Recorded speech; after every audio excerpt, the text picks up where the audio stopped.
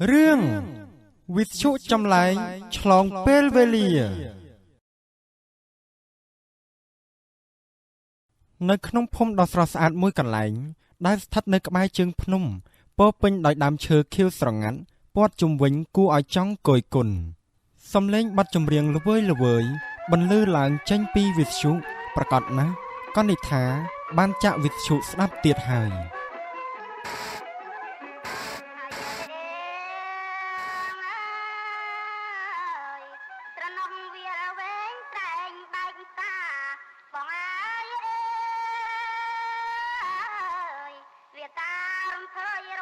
มาแต่เวียเป็ดนะลือตาเวียสนับบัตรแต่ได้นึงอัดทนเตยกันอีกทั้งวัสดุนั่งมันตะปีบัตติงปอมวยสนับจมรีนั่งปอมวยเตียนยี่ใส่ก็มันดังสนับบันแต่ยังสนับตาจมรีนั่งเต็งมันไงก็จะดับบันแต่บัตรได้นึงทนได้นั่งตามดังเธอไม่โอ้ยบอกเจ้าแต่มองตีวัสนับบัตรได้ทนจังงอไปมันตอนงอบตีจังนู้เตรียมสนับเตียเตอไม่ไหนบนรีนี่ยี่เต็งวิสยุนั่งยังรับบ้านกับแมนเป็นปันตายทนนั่งสนับออกมากอดออกมาได้ยังเจ้าจันบัฐานะกดตะเวกคอยประกาศแรงบัดนุ่งยังกดตักทางได้เว้ยโอ้ยเหลือหากันอีกท่าเหลือเตอให้อันก็โดยขณีได้เรียกการเจิงขณีสำบับนั้นประหยัดแต่ตรามันบ้านยืนลุยเอาวิสยุนั่งเบาเจ้าบัตเตอร์คลังนะอุ้ยคลังสำบับนะเว้ยก่อนในท่าเกสตับดอกเตียเกสซ้อเกสตับกับขนมเตียเกไอ้รถท้ายเนี่ยได้มาเตียเกให้จังไรจังลุยระบอกเกเบาเจ้าเตี้ยบ้านไหนชอบชูเคลียบ้านไหนมาจุดเรียงเต็ง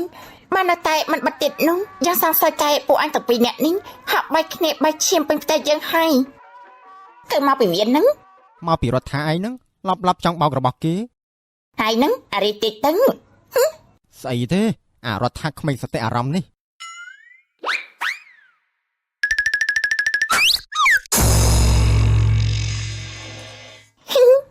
ปูนิ่งจ้าจะเจอประเด็นเปลี่ยนเอาให้อาจารย์สังอาจารย์ไว้เคลียโดยไม่เปลี่ยนนั่งยับนั่ง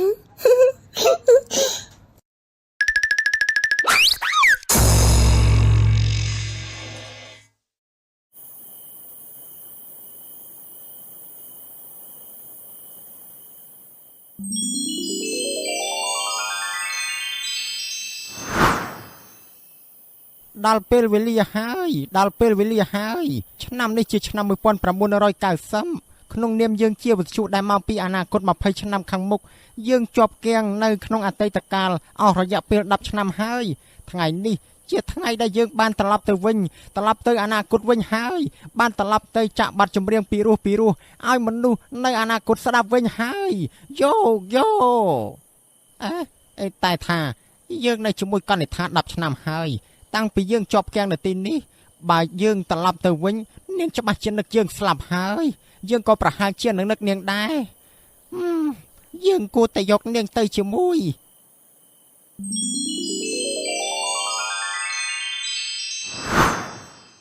เรียกเทนี้พนมปิงชนะปีปอนดำทั้งไงตีมุยค่ายแมกรา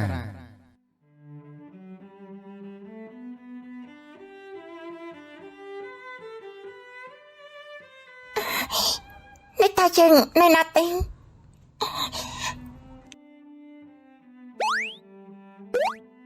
สวากมกันในท่ามากันชนะปีปอนดับปีพบโลกต้มเนิบ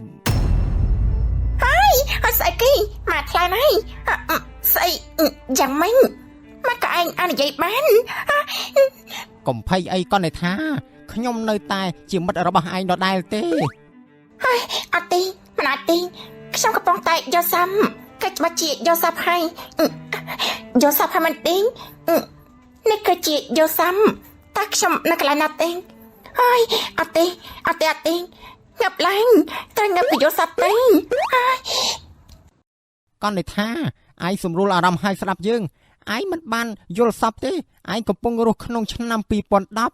ไอ้กำปงรุในขนงอนาคตกาลดัลเตอร์มาภัยชนะให้ไอ้รุในตีนี้จะมุยชีวิตดัลอัดจ่อ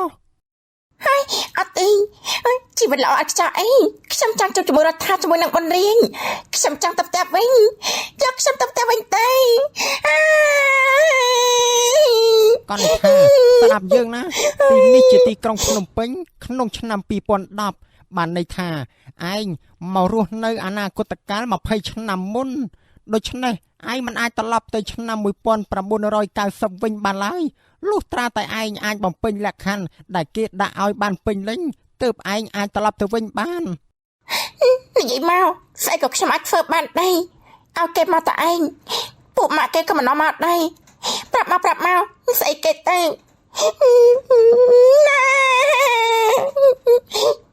វិទ្យុចាប់ផ្ដើមរៀបរាប់លក្ខខណ្ឌចំនួន3ដែលគេតម្រូវឲ្យកនិដ្ឋាធ្វើដើម្បីត្រឡប់ទៅកាន់ឆ្នាំ1990វិញលក្ខខណ្ឌទី1ស្វែងរកបុរសដែលមានភាពបរិសុទ្ធអស់រយៈពេល30ឆ្នាំបានន័យថា30ឆ្នាំមិនធ្លាប់ខូចជាមួយស្រីលក្ខខណ្ឌទី2ចាប់ផ្ដើមតាមសុំស្នេហ៍បុរសនោះលក្ខខណ្ឌទី3បើបុរសនោះយល់ព្រមហើយត្រូវតែធ្វើយ៉ាងណាក៏ដោយឲ្យតែបុរសនោះសុំនាងរៀបការឲ្យបានបន្ទាប់មកបើគេពិតជាសុំនាងរៀបការមែននោះនៅថ្ងៃដែលគេបំពាក់ចិញ្ចៀនឲ្យនាងនៅថ្ងៃនោះជាថ្ងៃដែលកនិដ្ឋានឹងអាចត្រឡប់ទៅឆ្នាំ1990បានវិញហើយតែលក្ខខណ្ឌនេះមានប្រសិទ្ធភាពតែនៅក្នុងឆ្នាំ2010តែប៉ុណ្ណោះបើឈានដល់ឆ្នាំ2011ពេលណាកនិដ្ឋាមិនអាចត្រឡប់ទៅវិញបានឡើយឯងមិនចង់ឲ្យខ្ញុំទៅវិញក៏ថាមកចាំបាច់ដាក់លក្ខខណ្ឌលំបាកយ៉ាងនេះមើលតែទៅសុំភ្លើងយក្សអញ្ចឹងបើឯងមិនទាន់សាកផងធ្វើមិននឹងដឹងទៅណាស់ហើយចឹងយ៉ាងណាក៏ល្អជាងមិនបានធ្វើអ្វីទាំងអស់ដែរ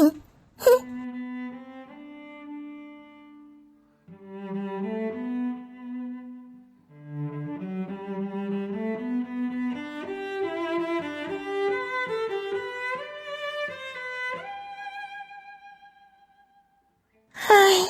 ដល់មួយថ្ងៃហើយដូចជាមិនឃើញនរណាម្នាក់តំណងសឹងអើយហត់ម៉េចកនិដ្ឋាដាក់ឈ្ងោកមុខអញ្ចឹងនេះកាលណាបានជួបបរោះបរិសុទ្ធនឹងទៅខ្លាចមនុស្សខ្លាំងណាស់សម័យទំនើបអីមនុស្សច្រើនយ៉ាងនេះយើងខ្លាចតែគេដើរជន់តែនៅខ្លាចទៅមិនបានទៅជួបបុណ្យរាជនឹងរដ្ឋាវិញយើងមិនដឹងទេណាយើងនឹងព្យាយាមយើងនឹងមិនទាន់ទម្លាប់នឹងបរិយាកាសទំនើបបាត់នេះទេ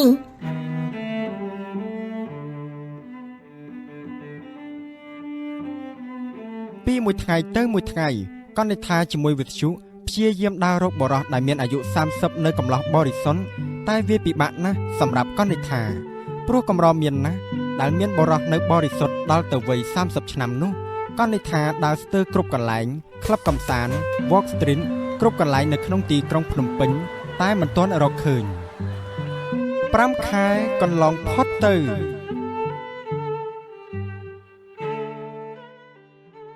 ហើយ5ខែហើយនៅរងមិនទាន់ឃើញទៀត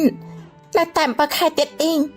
រណាតែរៀបការជាមួយមនុស្សដែលទៅតែស្គាល់គ្នាបាន7ខែនោះអូយចាំមែនហើយយីស្អីគេ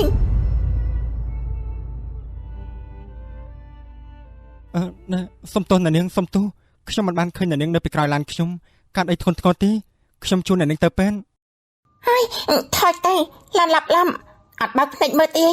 អើយចាំមែនអូយចាំបាក់ចកេហើយថ្លា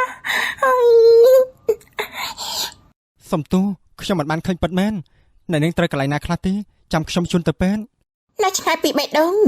មិនងាប់ទេខ្ញុំជួនអ្នកនាងទៅពេទ្យទៅមើលរបួសជើងអ្នកនាងហូរឈាមហើយប្រាប់ឲ្យថាមិនងាប់ទេខ្ញុំមិនស្លាប់នឹងរបួសប៉ុណ្ណឹងទេអញ្ចឹងនេះជានាមមកបានរបស់ខ្ញុំឈ្មោះម៉េងហ៊ូនបានអ្នកនាងទៅពេទ្យអស់ប្រហែលចាំខ្ញុំជាអ្នកចេញឬមានអ្វីដែលខ្ញុំអាចជួយបានខ្ញុំនឹងជួយជាការសុំទោសដល់អ្នកនាងអូយតប៉ែម៉ែប៉ែនេះជួយរកបរិយាអាយុ30ឆ្នាំឲ្យមកអញ្ចឹងបើថារំបានទេថយចេញទេខ្ញុំអាយុ32ឆ្នាំតើអាចជួយអ្វីអ្នកនាងបានទេមកដូចក្មេង20ឆ្នាំជាងបើគេមែនពិតជា32ឆ្នាំមែនណាស៊ីនអានតើតងអ្វីនឹងអ្នកនាងដែរលោកថយឡើងបាក់ខ្ញុំសូមទិញទុញបាននេះហាត់ឲ្យជំរឿនដល់ភាពបរិសុទ្ធឬមិនបរិសុទ្ធខ្ញុំអ្នកតែរបស់ខ្ញុំមានអំណំមិនឲ្យទៅណាមកណាជាមួយមនុស្សប្រុសដែលមិនបរិសុទ្ធលើពី20នាទីទេខ្ញុំនឹងស្លាប់មិនខានតែខ្ញុំមិនព្រមទៅពេទ្យជាមួយលោកនោះហើយឡើងឡានមកខ្ញុំជួនទៅពេទ្យធានាថានឹងមិនស្លាប់ទេតកចិត្តមិននឹងបានបើលើពី20នាទីខ្ញុំស្លាប់ទៅអ្នកណាគេទទួលខុសត្រូវ នាងឈរនិយាយជាមួយខ្ញុំលើសពី20នាទីហើយមិនទាន់ឃើញស្លាប់ផងនឹង ហើយនេះបានឲ្យថាលោកនៅស៊ីនឹង ឡើងឡានទៅពេទ្យសិនមកបើនាងមិនជឿខ្ញុំទៅឲ្យពេទ្យពិនិត្យយកលិខិតបញ្ជាក់ភាពបរិសុទ្ធអស់រយៈពេល30ឆ្នាំឲ្យមើល ល្អអូខេតើទៅពេន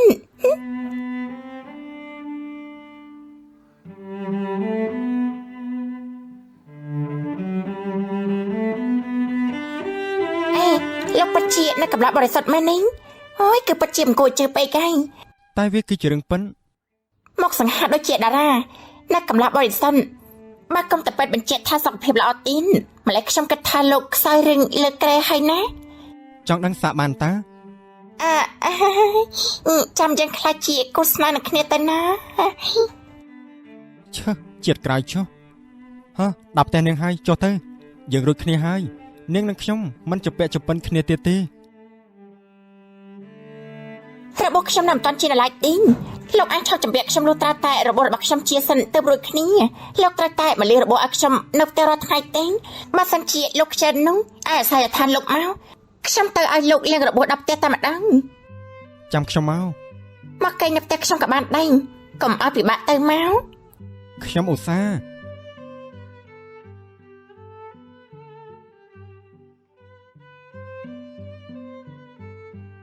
លក្ខខណ្ឌទី1ជោគជ័យ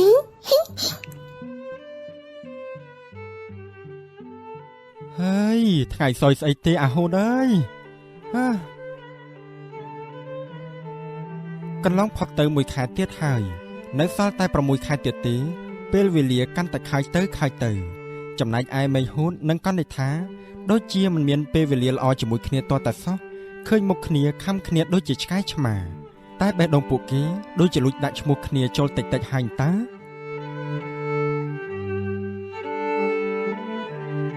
របស់នាងដូចជាមិនជ្រៅទេ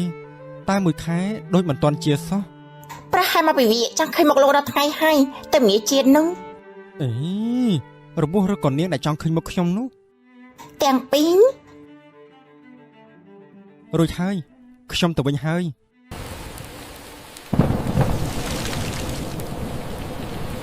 មិនភ្លៀងហើយខ្ញុំថាជីទៅវិញគ្រោះថ្នាក់ណាស់លោកនៅទីនេះសិនទេចាំរៀងភ្លៀងចាំទៅវិញក៏បានដែរណា ក៏បាន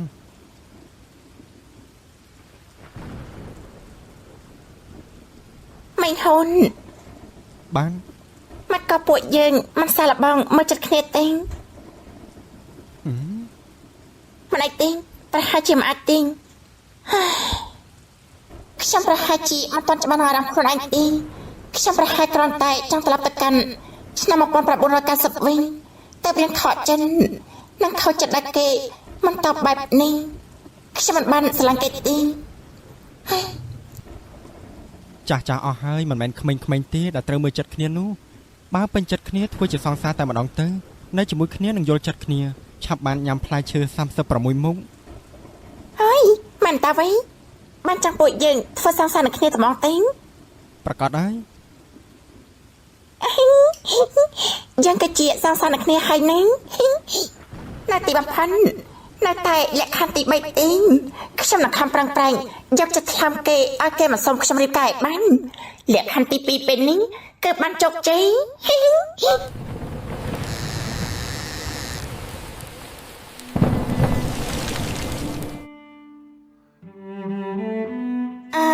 ជំរាបសួរអ្នកមីងលើកដាច់ថ្វាយព្រះណាកូន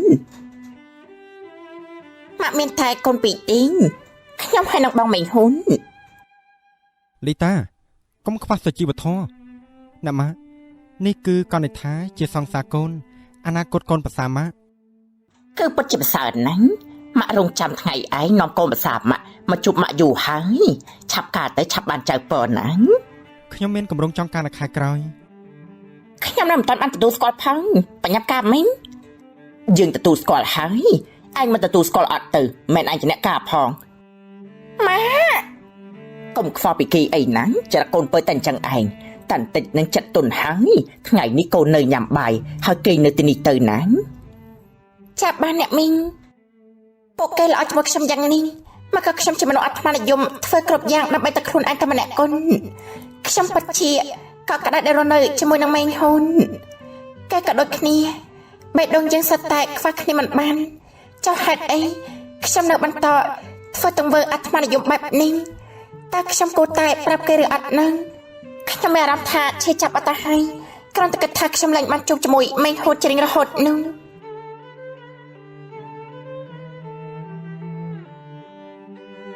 អូនកាត់អីឃើញមុខសពន់តាំងពីល្ងាចមកអន់ចិត្តនឹងលីតាហ៎អូនមិនអីទេ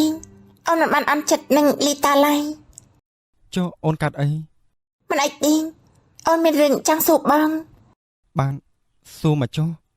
បាត់សុកបាត់អូនតើបងគិតយ៉ាងម៉េចបងមិនបានគិតទេព្រោះវាមិនអាចនឹងកាត់ឡើងបានទេបងមិនឲ្យអូនទៅណាទាំងអស់បើថ្ងៃណាមួយសុកបាត់អូនបងត្រូវតែរស់នៅឲ្យមានក្តីសុខបំផុតណាស់មិនត្រូវយំមិនត្រូវខូចចិត្តរស់នៅជីវិតឲ្យមានក្តីសុខដូចពេលដែលមិនទាន់បានស្គាល់អូនទៅណាស់ទាល់តែបងឈប់ដកដង្ហើមទើបបងអាចធ្វើរឿងដែលអូននិយាយមុននេះបានឈប់និយាយទៅវាមិនអាចកាត់ឡើងទេត្រូវតែធ្វើបានអូននិយាយទុកមុនឲ្យហើយលើទីងបើវាជាបំណងអូននោះបងនឹងព្យាយាមកេងបងងងុយហើយ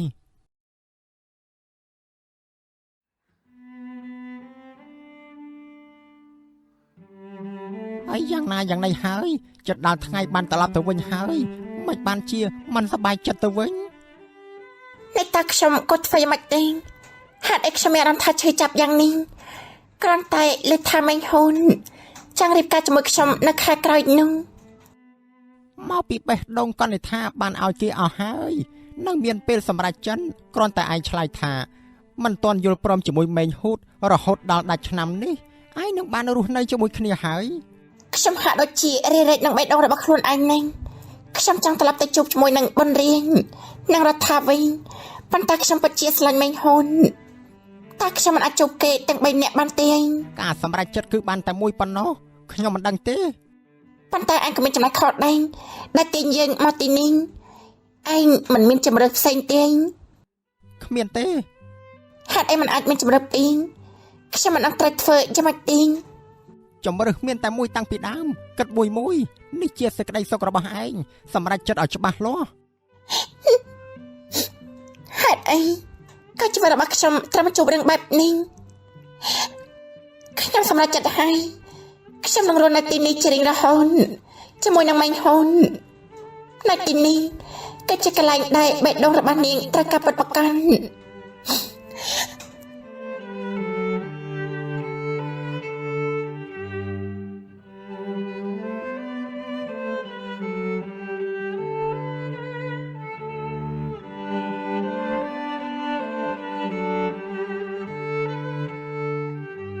បងមកហើយ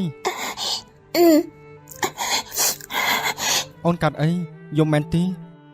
អូនគឺមិនអីទេមកនេះគ្រាន់តែធូលីចូលភ្នែកអូនញីទៅវាក្រហមបែបនេះ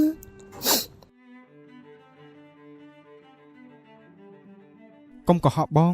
ងស្អប់មនុស្សកុហកបំផុតអូនដឹងសង្ឃឹមថាបងនឹងមិនស្អប់អូនបើបងនឹងកាប់ពេញប៉ុន្តែបងត្រូវដឹងថាអូនសម្រេចចិត្តនៅទីនេះក៏ដើម្បីបងមិនថាថ្ងៃក្រោយទេបងប្រែជាស្អប់អូនយ៉ាងណាក៏ដោយទងូតទឹកទៅអាងនឹងបានញ៉ាំបាយល្ងាចជុំគ្នាថ្ងៃនេះបងមានអ្វីពិសេសឲ្យអូនណាគឺជាអ្វីទៅណាទងូតទឹកសិនទៅបងរៀបចំម្ហូបចាប់បានអូនទៅហើយ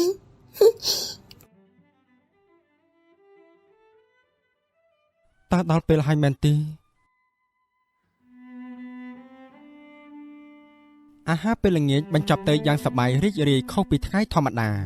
ដោយមេងហ៊ូតបានរៀបចំជាពិធីញ៉ាំអាហារពេលល្ងាចបែបរ៉ូមែនទិកមានបាច់ផ្កាមួយបាញ់អ្វីដែលកាន់តែពិសេសមេងហ៊ូតបានសុំកនិដ្ឋារៀបការរួចហើយតែមិនទាន់បានបំពាក់ចិញ្ចៀនព្រោះកនិដ្ឋាប្រាប់ថាចាំដល់ថ្ងៃមង្គលចាំបំពាក់ចិញ្ចៀន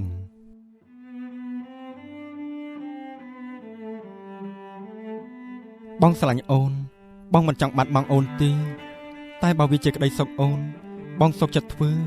បងមិនអាចឈរមើលអូនគ្មានក្តីសុខបានទេបើបងមិនបានឃើញសៀវភៅកំណត់ហេតុអូនតើអូនត្រូវពិបាកចិត្តដល់ពេលណាអរគុណសម្រាប់ពេលវេលាខ្លីដែលយើងនៅជាមួយគ្នាបងពិតជាមានក្តីសុខណាស់បងស្រឡាញ់អូនតែបងមិនអាចធ្វើជាមនុស្សអាត្មានិយមព្រោះតែក្តីស្រឡាញ់ខាត់ខាំងអូនមិនឲ្យទៅកន្លែងរបស់អូនវិញទេបើមាននិស្ស័យពួកយើងនឹងជួបគ្នាទៀត បងសុំទោសដែលធ្វើតាមអ្វីដែលអូនចង់បានមិនបានបងនឹងចងចាំអូនរហូតដល់ដង្ហើមបងលែងមាន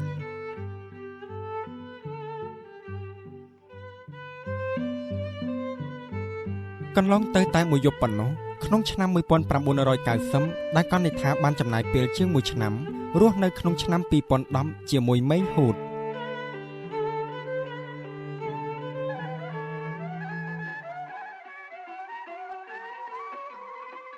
អើយកនិដ្ឋាក្រោកហើយនៅហ្នឹងទៅភ្នំជាមួយយើងនឹងអរិយដាច់ទេចម្លែកម៉េះកនិដ្ឋាអត់ដែលដេកយូរអញ្ចឹងទេតិចមានរឿងអីកាត់ឡើងទេយើងឡើងទៅមើលមិញ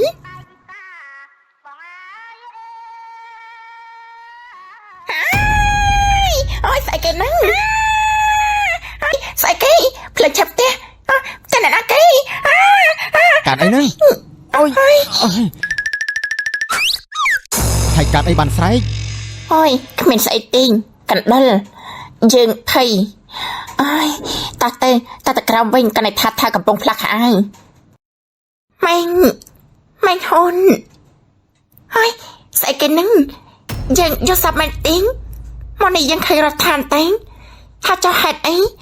យើងឃើញម៉េងហូតដែរគឺច្បាស់ជាយកសាប់ហើយយកសាប់ច្បាស់ហ្នឹង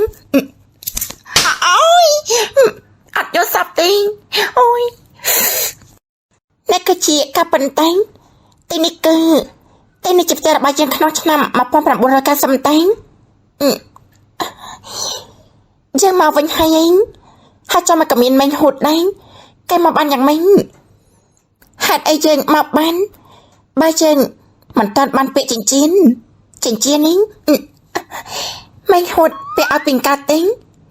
ឬមកពេលយើងនេះគេម៉េងហ៊ុនឆាប់ងើបឡើងម៉េងហ៊ុនងើបឡើង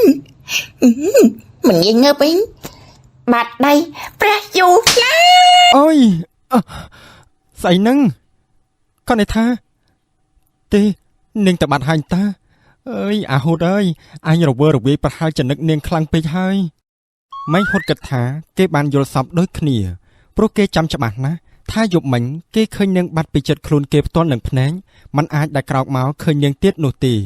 ម៉េងហូតគិតថាប្រហែលគេមិនទាន់ស៊ាំដែលក្រោកមកមិនមានកនិដ្ឋាម៉េងហ៊ុនបងមិនបានយកសាប់ទីងនៅទីនេះជាផ្ទះអូននៅក្នុងឆ្នាំ1990បងកំពុងស្ថិតនៅកន្លែងរបស់អូនបងត្រឡប់មកអតីតកាល20ឆ្នាំនេះបានន័យថាបងត្រឡប់មកកន្លែងអូនណាកន្លែងដែលអូនចង់ត្រឡប់មកកាលពីអូនរស់នៅក្នុងឆ្នាំ2010នេះបងហេតុអីបងដឹងរឿងនេះបងដឹងរឿងនេះតាមរយៈសៀវភៅកំណត់ហេតុអូនអញ្ចឹងបានន័យថាបងដឹងរឿងគ្រប់យ៉ាងហើយបងមិនខឹងឬក៏ស្អប់អូនទេអូនក៏ហាក់បងរហូតមកនេះខ្លាញ់បងក៏ទៅស្អប់អូនមិនចឹងបងមិនអាចស្អប់អូនបានទេបងព្យាយាមស្អប់អូនតាំងពីបងបានដឹងរឿងម្លេះតែធ្វើមិនបាននេះគឺជាមូលហេតុតែបងបំពេញចិញ្ចៀនឲ្យអូននៅពេលអូនកេងលក់អីមែនហើយបងសុខចិត្តមានអារម្មណ៍ឈឺចាប់ម្នាក់ឯងពេលដែលលែងឃើញអូនប្រសើរជាងឲ្យអូនឈឺចាប់ដែរប៉ុន្តែហេតុអីបងមកទីនេះបានបងក៏មិនដឹងដូចគ្នា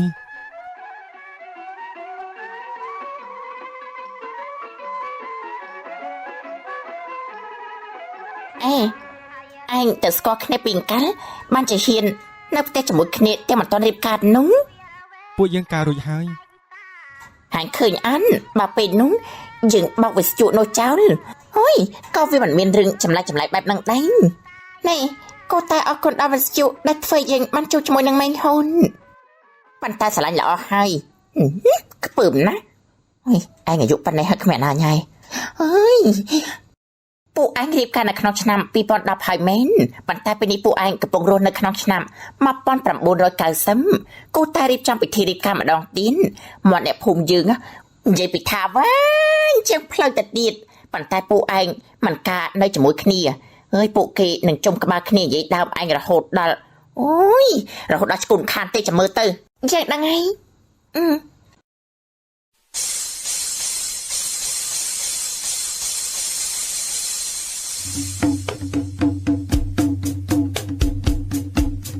វាពិតជាដូចអភិនិហ័យអញ្ចឹង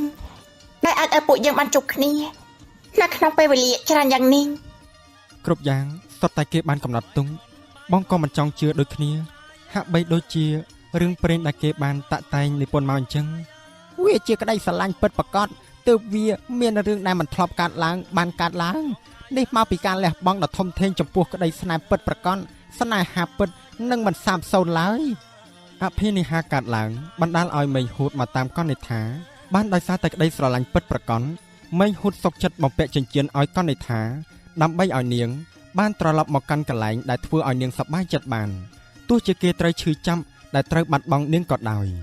ចំណែកកនិដ្ឋាក៏បានគិតហើយដែរថានាងមិនចាកចេញពីមេហូតឡើយទោះជាពេលចាប់ផ្ដើមដំបូងនាងធ្វើដើម្បីចង់ត្រឡប់មកឆ្នាំ1990ក៏ដោយតែចុងក្រោយនាងនៅតែជ្រើសរើសយកនៅឆ្នាំ2010ជាមួយមេហូតដដែលដែលជាកន្លែងបេះដូងរបស់នាងត្រូវការអរគុណគ្រប់យ៉ាងបេះដូងរបស់អូនបងនឹងធ្វើជាគ្រប់យ៉ាងជារបស់អូនរហូតយើងក៏នឹងនៅទីនេះជាមួយពួកឯងដូចគ្នាទោះជាត្រូវចាក់បាត់ដដែល10ដងក្នុងមួយថ្ងៃក៏ដោយអរគុណឯងហើយវិទ្យុទៅពួកយើងស្ដាប់បាត់ដដែលរបស់ឯងរហូតដើម្បីជាការអរគុណដល់ឯងដែលជាដើមហេតុនៃស្នេហាយើងនេះអរគុណវិទ្យុសម័យទំនើបប៉ុន្តែគួរស្ដែកណាស់ដែលមករបស់បងមិនអាចចូលរួមនៅក្នុងកម្មវិធីឬការរបស់ពួកយើងបានតាមពិតបើសិនជាម៉ាក់នឹងលីតានៅត្រង់នេះពួកគាត់ច្បាស់ជាសប្បាយចិត្តជាពិសេសគឺអ្នកម៉ាក់ព្រោះគាត់ចង់ឲ្យពួកយើងរៀបការមកយូរហើយតើពួកយើងធ្វើយ៉ាងម៉េចតើពួកយើងអាចត្រឡប់ទៅកាន់ឆ្នាំ2010វិញបានដើម្បីប្រាប់ម៉ាក់របស់បងនិងលីតាបានដឹងពីរឿងទាំងអស់នេះដែលបានកើតឡើងអូនក៏បារម្ភដែរបើបងមិនអាចត្រឡប់ទៅវិញបានម៉ាក់បងច្បាស់ជាមិនសប្បាយចិត្តហើយបងជឿថានឹងមានដំណោះស្រាយសម្រាប់រឿងនេះទោះជាពេលនេះมันមានវត្តមានគ្រួសារបងក៏បងសប្បាយចិត្តដែលមានអូនដូច្នេះបើសិនជាយើងអាចទៅ20ឆ្នាំខាងមុខទៀតយើងនឹងរៀបរាប់ប្រាប់ពួកគាត់តាមដំណើររឿងបើអាចការម្ដងទៀតជាមួយអូនបងចង់រៀបចំពិធីមង្គលការ10ដងក្នុងមួយជីវិតក៏បានដែរឲ្យតែកូនកំមុំបងជាអូនសង្ឃឹមថាវានឹងល្អអញ្ចឹងប៉ុន្តែវិទ្យុបើអញពិតជាស្រឡាញ់យើងមែនយើងសូមឲ្យអញជួយពួកយើងម្ដងទៀតបានទេនេះជាលើកចុងក្រោយហើយតើទៅបើមានថាឆ្នាំ1990នេះឬក៏ឆ្នាំ2010ខាងមុខយើងសូមឲ្យមនុស្សដែលយើងស្រឡាញ់ទាំងអស់មិនថាឯងគ្រួសារមេងហ៊ុនមេងហូបផ្ទាល់ខ្លួនរដ្ឋាភិបាលបង្រៀនបានរស់នៅជុំគ្នាផងចឹងរីករាយនឹងថ្ងៃមង្គលការពួកឯងសិនទៅរឿងផ្សេងទៀតចាំគិតទៀតនេះជាថ្ងៃជាវេលាល្អមិនត្រូវមានទុកកង្វល់ទេសូមរីករាយឲ្យអស់ពីចិត្តសិនបំណងចុងក្រោយឯងស្ដាប់ទៅធម្មតាតែមិនធម្មតាឯងជាអ្នកចង់បានយើងជួយបំពេញឲ្យតទៅមុខមានរឿងអ្វីឯងដោះស្រាយខ្លួនឯងចុះសូមរងចាំទស្សនាភាគបញ្ចប់